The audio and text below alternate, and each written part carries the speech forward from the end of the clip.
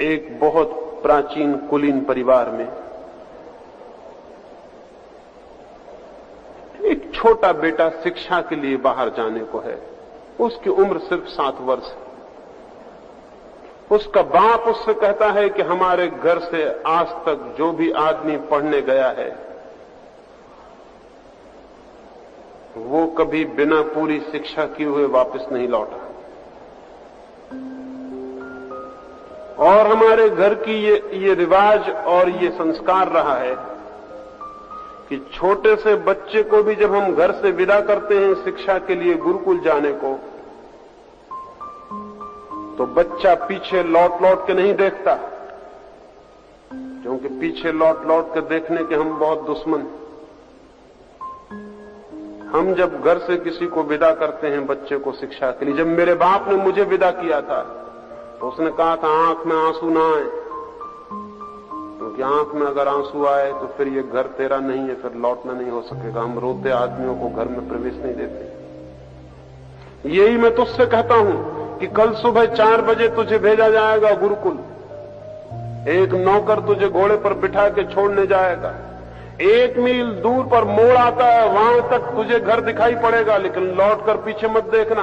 हम छत पर खड़े हुए देखेंगे कि तूने पीछे लौट के तो नहीं देखा, क्योंकि पीछे लौट के देखने वाले व्यक्ति का कोई भरोसा नहीं। पीछे लौट के देखना ही मत। 7 वर्ष का छोटा बच्चा, वो बहुत घबराया। उसकी मां ने उसे रात कहा कि घबराओ मत। यही सदा होता रहा है। और एक बार हमने ऐसा सुना है कि किसी ने पीछे लौट कर देख लिया था, फिर ये घर उसका नहीं रहा। पीछे लौट के मत देख।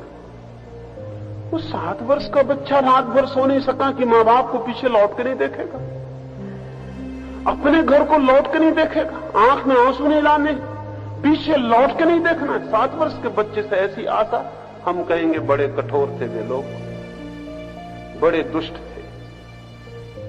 हम होते तो लाड़ प्यार करते, चॉकलेट खिलाते, रोते खुद भी उसको भी रुलाते और बड़ा प्रेम जाहिर करते। प्रेम नहीं है ये उस बच्चे के व्यक्तित्व से संकल्प को नष्ट करना। आज तो सारी दुनिया में यही ख्याल है, सारी दुनिया में यही ख्याल है कि बच्चे के आगे पीछे नाचो कूदो। बच्चे से ज्यादा बचकाना तुम अपनी हालत दिखाओ। ऐसे बच्चे के भीतर कभी भी वो ठोस कोई चीज खड़ी नहीं हो पाती जो खड़ी होनी चाहिए, रीढ़ नहीं बन पाती उसकी आत्मा में। वो बच्चा 7 बजे विदा हुआ, 4 बजे उसकी मां और उसके पिता भी उसको द्वार पर छोड़ने नहीं आए। बड़े कठोर लोग रहे होंगे, बड़े दुष्ट। उस बच्चे को घोड़े पर बिठा दिया गया। 4 बजे की अंधेरी रात, सन्नाटा, सुबह की ठंडी हवाएं। नौकर जो उसके साथ है वो कहता है बेटे पीछे लौट के मत देखना। पीछे लौटने की मनाही है देखने की। अब तुम छोटे नहीं हो, हम तुमसे बड़ी आशाएं करते हैं, और जो पीछे लौट के देखता है उससे क्या आशा की जा सकती है। तुम्हारे पिता ऊपर खड़े होकर देख रहे हैं, वो कितने आनंदित होंगे कि उनके बेटे ने मोड़ तक भी पीछे लौट के नहीं देखा। उस लड़की की सोचते हैं हालत क्या होती होगी, कितना मन पीछे लौट लौट के नहीं करने को होता होगा। 7 वर्ष का छोटा सा नन्हा बच्चा, लेकिन वो बिना मुड़े बिना देखे मोड़ से गुजर जाता है।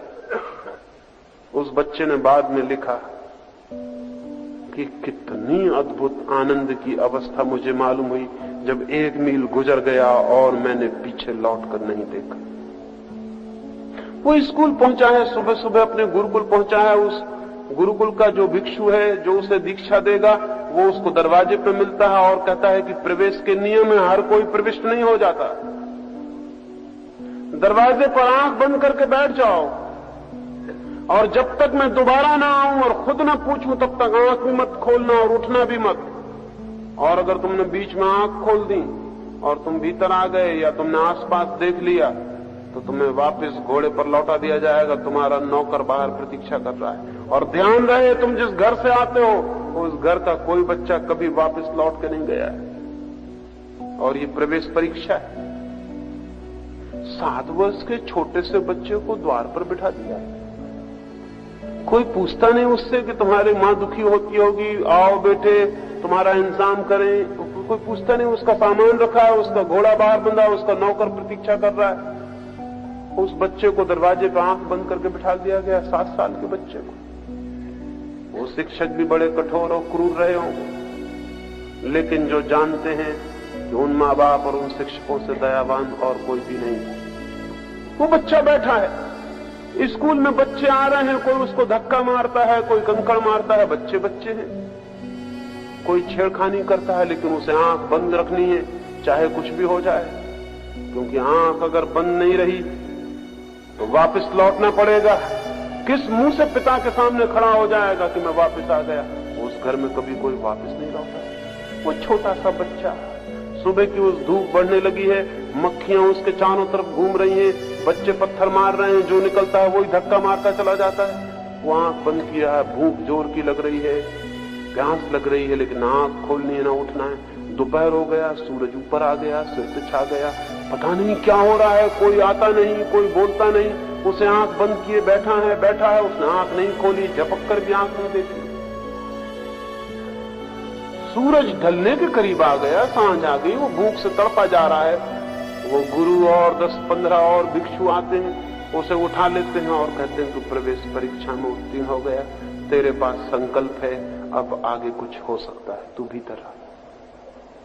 वो युवक हो गया। बाद में तब उसने लिखा कि आज मैं याद करता हूं उनकी जो इतने कठोर मालूम पड़े थे, आज जानता हूं उनकी करुणा अद्भुत थी।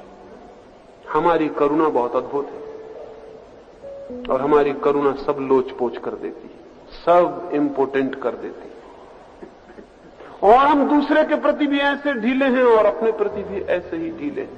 ऐसे संकल्प पैदा नहीं हो जाता। संकल्प पैदा होने का अर्थ है कुछ करना पड़ेगा, कुछ दांव लेने पड़ेंगे, कुछ निर्णय करना पड़ेगा, कहीं रुकना पड़ेगा, कहीं ठहरना पड़ेगा। उस दबाव में ही वो संकल्प जागता है।